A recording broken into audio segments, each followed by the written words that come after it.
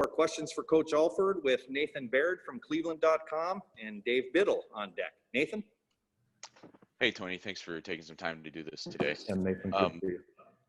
What impressed you the most about how Master approached his rehab to get back for this season? Well, just his attitude about it. He's so into his faith and never wavered in his belief system that he'd be fine and be back, and just the way he attacked it. When everybody else decided to go home,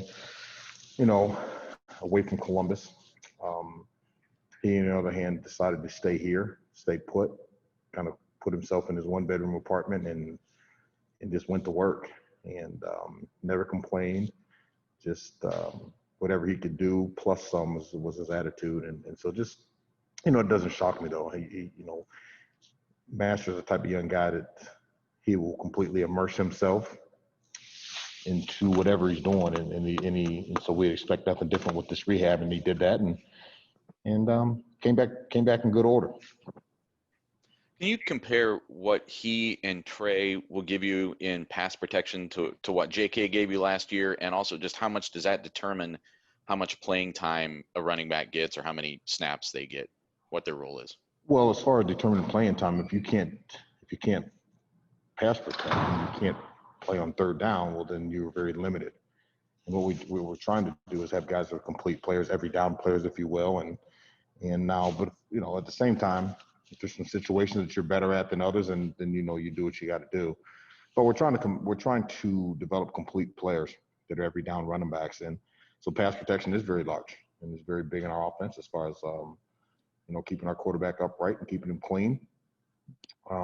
One of the things both of them do, they're longer bodied guys, which kind of helps them as far, in relation to JK being a little shorter and shorter arms and things like that, and the stature, but they're bigger, they're bigger guys, maybe not weight wise. Trey's about the same, but Master's definitely bigger weight wise, so they can hold up, a little bit longer just because of the sheer size.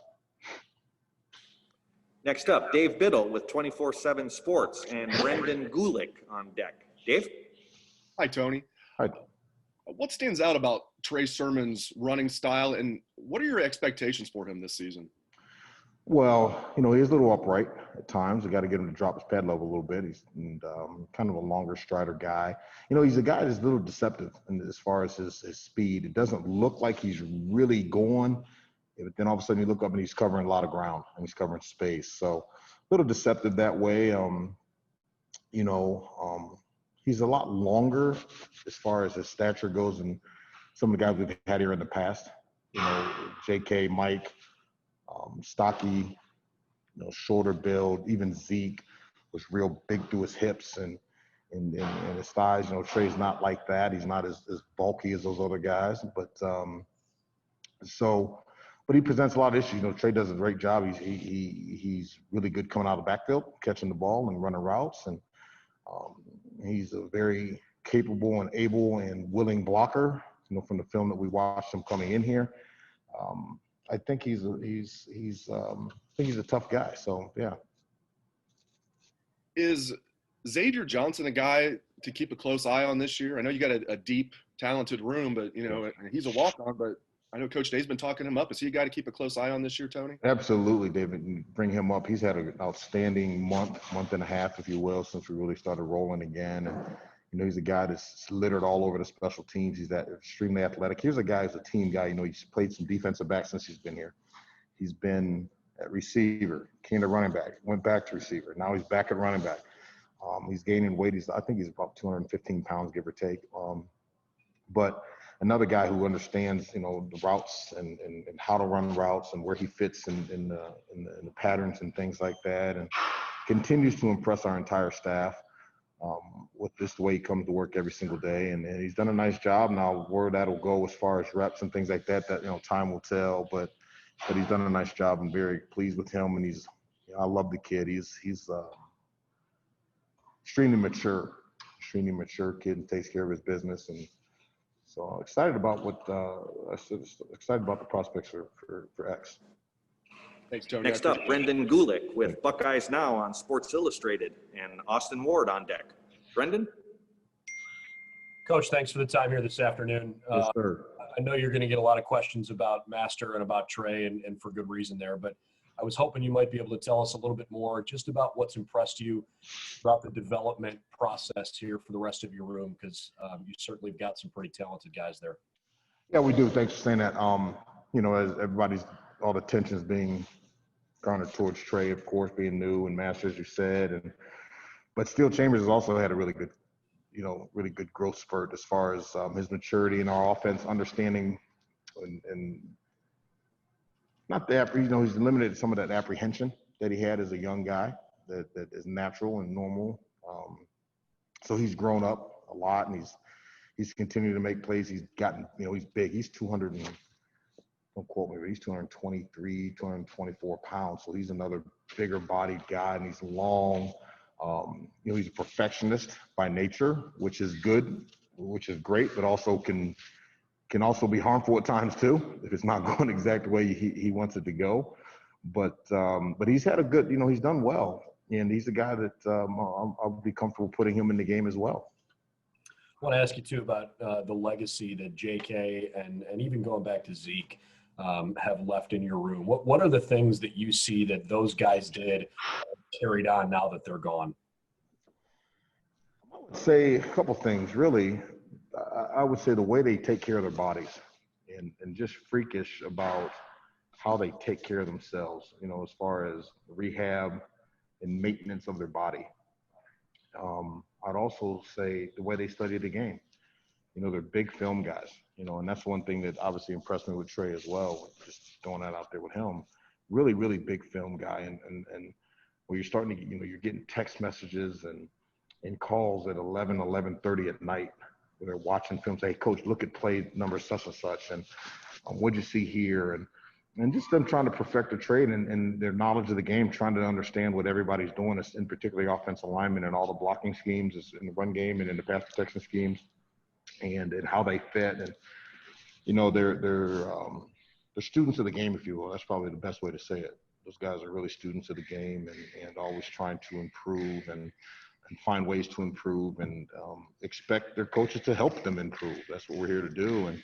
And so they drive that way and it drives them. And so those are the things that I think, two of the things. Then I think they set a standard. They set a standard of how you practice. And if you want to play a certain way, then you better practice a certain way. And those guys did that. They didn't take plays off in practice. Those guys that would get beat on and beat up on a Saturday, and they turn around on Sunday, come back like nothing happened. On Monday's a day off, but on Tuesday, which are hard practices for us, they're physical and they're strenuous practices. Those guys never miss practice. And, the only way you get better is to play and be on the field. And those guys were always there. They never, they didn't take days off. They didn't take plays off. But that goes back to the training methods. It goes back to Coach Nick and following their lead and trusting what they're saying. It goes to Sean Barnhouse and his crew in the training room of following their lead and doing everything possible to get themselves ready to play, whether it be hydration, whether it be nutrition, whether it be sleep, whether it be the training room and ice tubs and massages, whatever it is. Those kids really took to that, and that's kind of the bar they've set. Next up, Austin Ward with Letterman Row and Bill Rabinowitz on deck. Austin? Do we have to hear Austin ask the question? I know you're glad to see. Austin, how are those Cowboys doing, man? I've got a Border War book coming that I'll let you read when I'm done. I got a Border War book too. We beat them, so we're good. Yeah, don't mind this jersey back here. When it got me rattled. If you had gone back, I know that there are things that you can and can't say about injuries, but if we were talking in March after Master went down and Marcus had been a couple months into his rehab, would you have been surprised to find out that Master would be in the position he's in now, where it at least looks like he's closer to helping and being full speed than Marcus is? Yes, and I'd be lying if I said anything otherwise. I say yes to that. However, also, with all due respect, I'm far from being a doctor, and that's not my field, obviously. But knowing that injury or hearing about the glove injury and rehab times and things like that. Yeah, that was I was very surprised and happy that he came back the way he did, and good for everybody involved. And Marcus was really, it seemed like he was turning a corner when he got hurt, and you weren't going to redshirt him. That decision had already been made. This setback for him, how has he handled it? When might he be available to you, do you think? Yeah, we did have a minor setback with him, but he's coming back strong now. When he'll be back, I don't know that. Like I said, I'm not a doctor. I just that's up to our training staff and Stu, our rehab guys, and they'll kind of tell me and Coach Day, here's what we got, here's what we're working with, and when he can come back and how much he can handle as stress loads and things like that. So I really don't know when he'll be back. But I do know he's coming back and incrementally coming back a little bit more every single day. And so how fast that's going to be when it's full speed, again, I don't have an answer to that, unfortunately. But he's fine. Mentally, he's fine. He understands where he's at. And it is what it is. And obviously it's a setback, but you can sit and sulk if you want. But again, it is what it is. And so this is the hand that we're dealt with, and we make the best of it.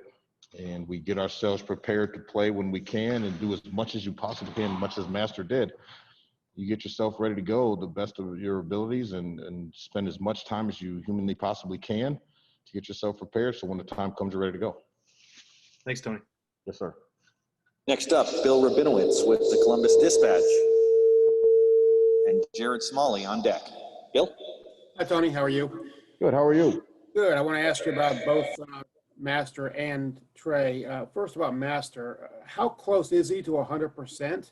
And also, even if he hadn't had the injury, he has big shoes to fill, obviously replacing a 2,000-yard runner potentially. How confident are you that even a healthy Master Teague is up to the job?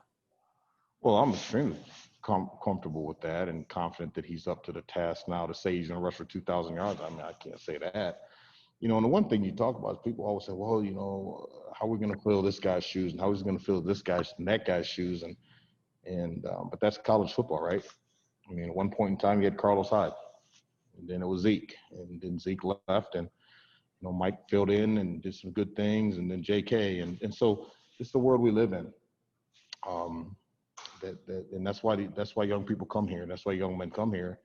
That when it's their turn, and they get that tap on the shoulder that they're there to perform and do their job and do it at a high level and win games and compete for championships. That's why you come to Ohio State. So yeah, I am comfortable and confident in Master and obviously with Trey as well. Or we would, if those guys couldn't play winning football for us here, not just winning football, but at the rate of speed that we feel we need to have to be successful, we wouldn't bring them here. And it's that plain and simple. And not only does everybody need to understand, the kids themselves, first and foremost, need to understand to hear the expectations, and they are high, and we make no apologies for that. And how close is Master to 100%? I think yeah, he's will continue to build his workload. Now what is that? Is that 60 plays, 70 plays? I don't know. He's ready for that, but he's if we played tomorrow, he'd play.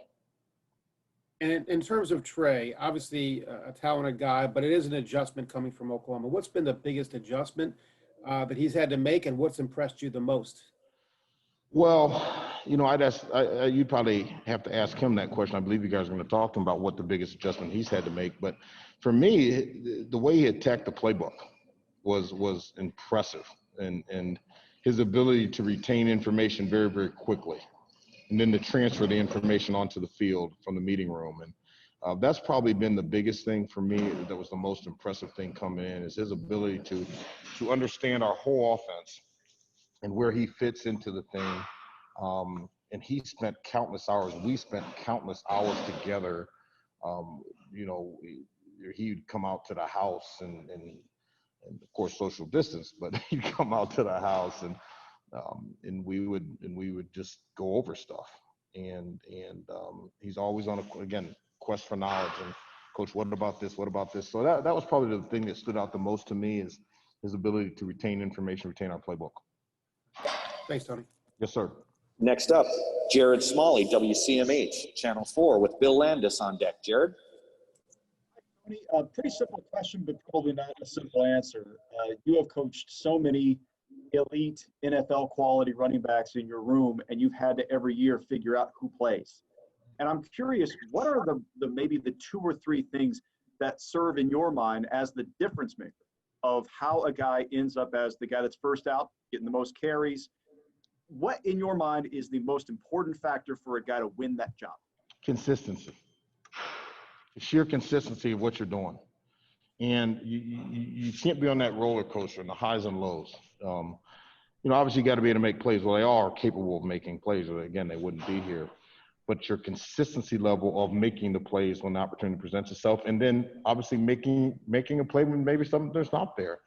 The consistency of knowing what to do, when to do it, and then performing that duty. Maybe it's a pass protection. Maybe it's catching a wheel route. Maybe it's running tight zone or outside zone and making a play when it's there. And that all comes with the knowledge of the game and studying the game, so that when the opportunity does present itself, you've been there, you visualize and put yourself in that moment. And then so when it happens, you're able to prepare, you're able to succeed and produce and being able to do that in a consistent manner. And that's why we practice every day, the way that we practice. And, we have the opportunity to have such elite players all over the field at all positions that you're practicing against the best every day. And so if you can make plays every day against our defense, and conversely from our defense against our offense, well, then we like to think that you can make it when we get inside that stadium too. And so to answer your question directly, I just say the consistency. And a question about Trey in particular.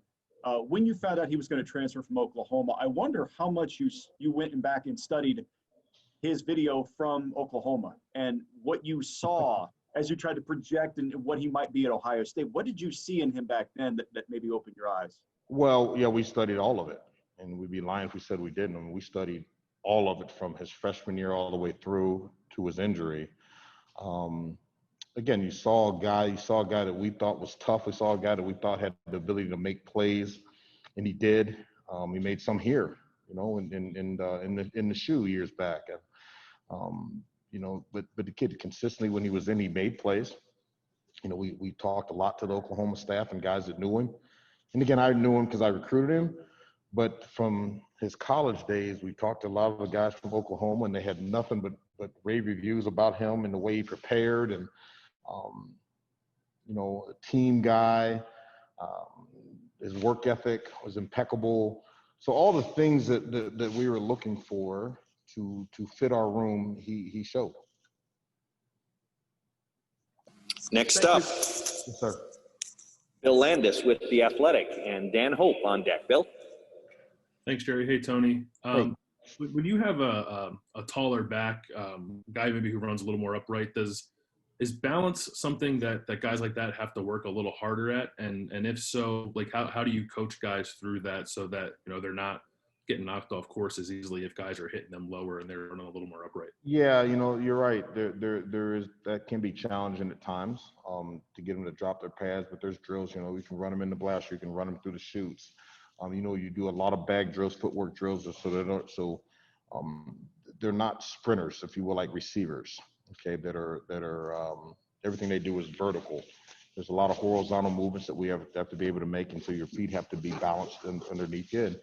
And that's drills and a lot of film work to show them here's the why, and keeping your balance and contact balance and things like that. So a lot of drills where he's running through things, but they are running through things and you're just banging them and hitting them on the side and running through contact, running through bags with people holding them and actually running through some contact, things like that. So it's a process. It is definitely a process, but those guys, again, they're fine-tuned athletes. They understand what we're trying to do, so it's not like it's a foreign deal for them. So, but yeah, that can be challenging. And I always like to say this too, say, well, how do you get a guy to really drop his pads if you're having trouble? Well, you get somebody take his face off of him one time because he's running too high. That'll do the trick a lot too. And I guess on the flip side of that, a guy who probably doesn't have that issue is Mayan Williams. He's got a little lower. No, mine's about 2.5 feet tall. What stood out to you about him as he's gotten the pads on here the last couple of days and he's going through his first camp? Mayan is tough. I mean, he will put his face on you. He's a high collision guy. He doesn't mind contact. Runs hard. You know, one of the things with him is he's such, you know, he's smaller in stature, extremely strong kid. But when he gets up in the line of scrimmage in the holes, they'll lose him. They can lose sight of him behind all those bigger bodies. And people will laugh and say, well, that's, you know, that's a cliche. That's not real. Well, it's extremely real because they can't find him. And so I've been impressed with him. You know, it took him a little bit longer to understand the playbook and just how fast things go and in the college game and the magnitude of the playbook and how many things there are to know. And not just know on the periphery, but really know. And be able to, the job description of every single one of those plays. And so, but he has really shown, he's come a long way in the past week or so. He's really starting to really understand it more. And yeah, so I'm pleased with him and where he's going. And those kids love him. He doesn't say boo, doesn't say anything. You know, he just kind of takes it. And so you got to drag some things out of him when you're asking him questions. And because you ask him questions, they say, yes, sir, I got it. But so you got to kind of elaborate and tell them, okay, well, why do you get it? Well, why do you do this? And have them explain it. And the older guys are really good with him too, as far as helping him understand. But he wants to be a good player and do well. And so he's coming along and pleased we have him here. Thanks, Tony. Yes, sir. Next up, Dan Hope with 11 Warriors and Tony Girdman on deck. Dan? Hey, Tony, I imagine it had to be tough for Trey to transfer and then have to have this weight on whether you guys would actually get to play this ball. So how did you help kind of work him through that uncertainty? Yeah, those were some long conversations that I had with he and his mother, and they were numerous. And because he was frustrated, the kid just wanted to play, and much like our other guys, you know. And but you know, he stayed the course and he didn't waver. He just said, hey, you know, I can only do what I can do, and you know, only handle the things that are right there in front of him on his plate. And so, as we told him, just keep having faith, and this thing's going to work out. As we kept telling all of our players, and just keep learning this offense, keep grinding, you know, stay positive because he's a very positive type kid. Don't lose that. That's one of his biggest attributes is he's extremely positive in nature, and don't lose that. And this is hard. It's hard for everybody.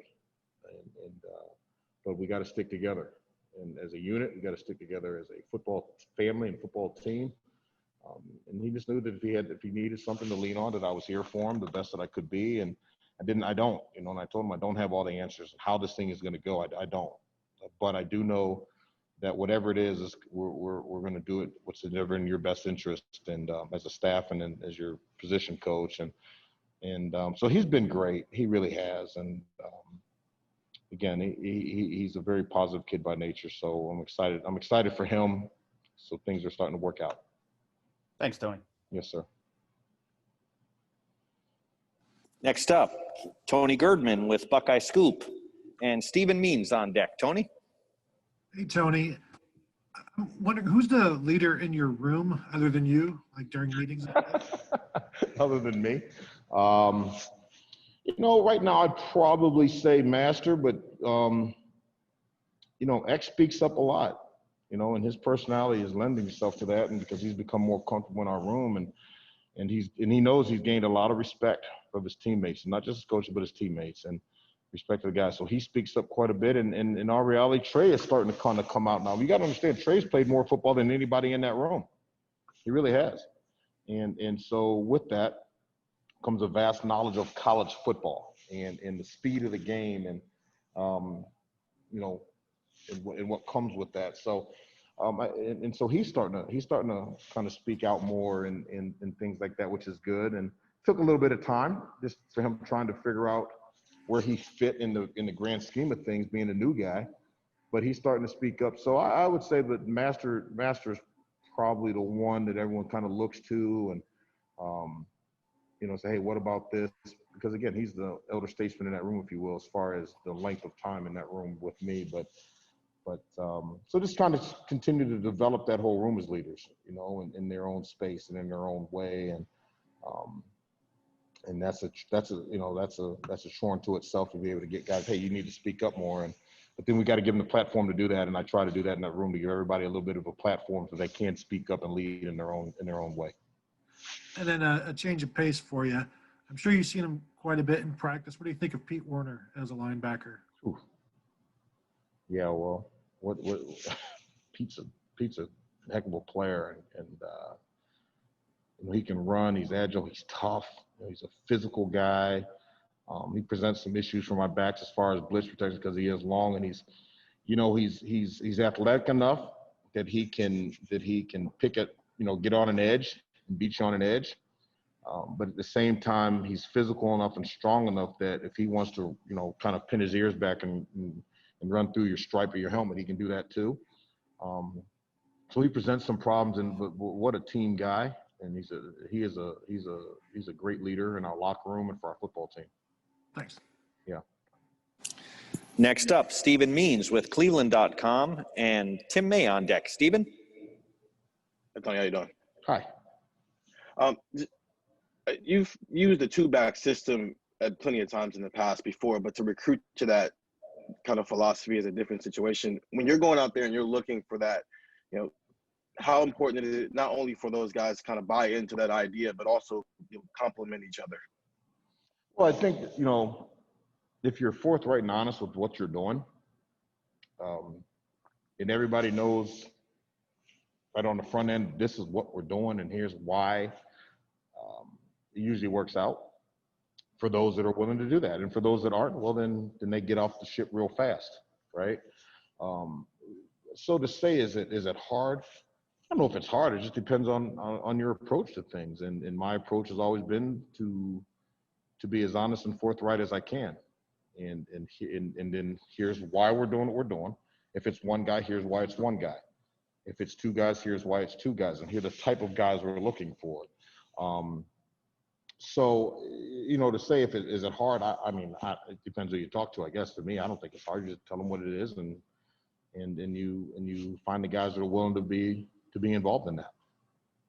And are you looking for similar styles or just, you know, complementing styles? Or yeah, well, again, you know, you don't want the same player, obviously, but you want guys that, again, as I said earlier in this session here, that you want guys that you can develop to be complete players.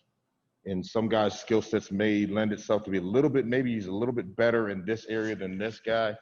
But both of those things can be developed and hopefully developed at an elite level. But to get the same guy, no. But there's going to be a lot of similarities too, just based on what we do as an offense. You know, you better be able to run the ball in between the tackles. You better be able to make some plays out in space as well and on the perimeter.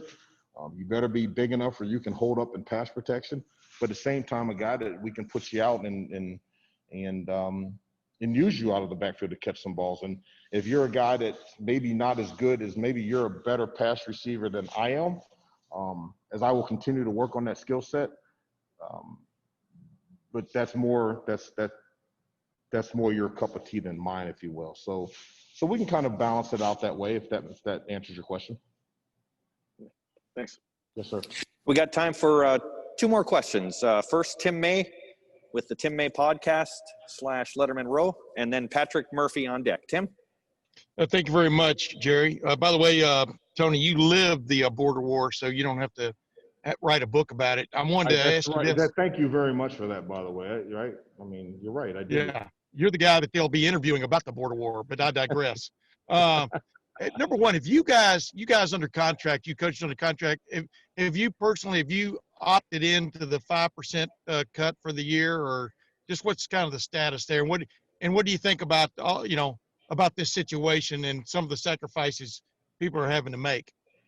Well, you know, first of all, again, as I said way back when it started, really appreciate all the first responders and the people that are, you know, working every day and diligently working to keep us safe and putting their lives on the line every day with their families and things like that. So really much respect to them.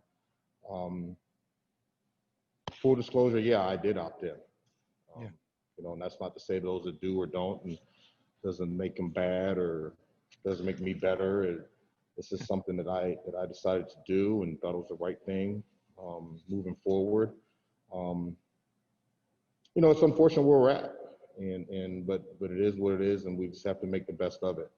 And our players have been fantastic, as have the families that of our players, as far as keeping themselves safe. We continue to have great results in our testing, and so our players have been great. I know that there's some coaches, Coach Day even mentioned there's coaches that have stayed in hotels just because they have children in school age and have made those sacrifices. And but again, if it's important to you, if we say it's important to us, then we'll do the things that we feel necessary to show how important it is to us. And that doesn't mean that someone else has to agree or disagree with it. Every man has to do it his own way. So, Yeah. But yeah, some coaches have had to make those sacrifices, monetarily, maybe not staying in the home, staying in homes, or whatever it is. And guys have done the things that they feel necessary to do. But yeah. The other thing, just from a general view of the offense, a lot of people are excited about where this offense can go this particular year with the dynamic guy you fellas have at quarterback. You figure Trey Sermon. I mean, you watch video on him. He's got the ups. I mean, Master Teague, what he can do, and then the wide receiver core and tight ends. And I'm just wondering, and then of course that offensive line. But just as a coaching staff, are you excited about where this offense can go if in fact y'all hit the ground running, so to speak? Yeah, I am. We got some dynamic playmakers all over the field. At least we believe that we do. And so now it's as far as it just goes back to doing the things in the confines of our offense and keeping the main things. I believe that. I think that we have a good enough football team that if we take care of the little things, as far as just how we go to work every day, and practicing at a certain rate of speed, and not turning the ball over, and self-inflicted wounds with penalties and things like that, we should be fine. But again, everyone's going to say that this time of year. And so, don't want to get too far over our skis and get ahead of ourselves, but how do we get better today? And that's the main thing. Today is Tuesday. How do we get better today? Is it obvious? Yeah. Is it obvious? So you've got a veteran at quarterback. I mean, what's the biggest difference you see in just that guy running the show? His leadership. That's the thing that's shown up the most to me. Obviously, he was extremely athletic, can do so many things with his feet and his arm, but his overall leadership of our entire program has been the thing that has stood up the most to me. And now he has really taken Buckeye Nation, and he's taken the Ohio State football program and wanted to be the face of it, and not only be the face of it, be the face of it in a positive manner, and to represent this place in our program the way that he has is a tribute to him. It's a tribute to his family. It's a tribute to his relationship with Coach Day and being able to articulate the message that Coach Day espouses for our entire program. And so really, really proud of Justin, the young man that he's developed into since his time here. Thanks, man. Yes, sir. And we have time for one more question from Patrick Murphy with 24/7. Patrick? Hey, Tony. Hi. How are you? I'm good. How are you? Great. You were discussing recruiting towards a platoon group at running backs a few months ago. I'm curious when and how you make that decision. You've done it before with JK and Mike. Last year, obviously, it was more JK. What indicates to you whether you want to have one guy handling the load or whether you want to split it up between 2 or 3 guys, however it may be? Again, it goes back to consistency and, who do we feel, not just who, but how many guys do we feel can really play at the level that we feel is necessary to win games at a high level like we want them to, and produce at a high level like we want them to. And that shows itself and lends its hands at practice. And so that's kind of, to say how it's going to go, I don't know. I know that everyone says, well, talk to Coach Wilson, he said this. Well, then okay, well, maybe it goes that way. We'll see. I don't know how it's going to go yet. I have a pretty good idea. I have a very good idea of what it's going to probably look like. But a lot of it just depends on how again, the consistency in practices and the things that game plan lends itself to, and how those guys fit into it. So the next question you're going to ask me is, okay, what's the plan, right? Well, I mean, that would be ideal. Well, I'm not going to tell you. No, I don't know. I have an idea, but that'll iron itself out here in the next couple weeks. Okay. Tony, you've been very gracious with your time. If you have time for one more question, I'd like to get Jeremy Birmingham in for one question. Anybody but Jeremy, I can do it. Jeremy? No. Go ahead, man. Hey, Tony, from a personal perspective, Yes, how sir. rare is it to have a relationship with a player after he's signed elsewhere? Like, to continue a guy that you recruited, how unique is it to carry that relationship forward? With all due respect, Jeremy, how rare is it for me? It's not unusual for me. I can't speak for anybody else. It's not unusual for me whatsoever. I mean, it's not with everybody, but there's certain kids that you just build a bond with, and it's not like you're talking to those kids every day or even every week. But if I'm assuming you're talking about Trey Sermon and that relationship that started so many years back, and we had a need.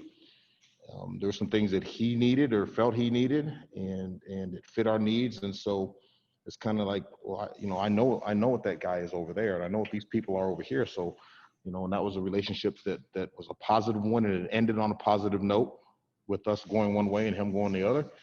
And so it was an easy transition as far as getting to know each other, and it wasn't like we had to reestablish this deal and figure out what went wrong, because nothing went wrong. It just is what it is. And but I think if you do things right, and if I believe that if you do things the right way and you're forthright and you're honest, and you get the same level of respect that you want to have, you get the same level of respect from the other side, that everybody understands there's a business side of this too.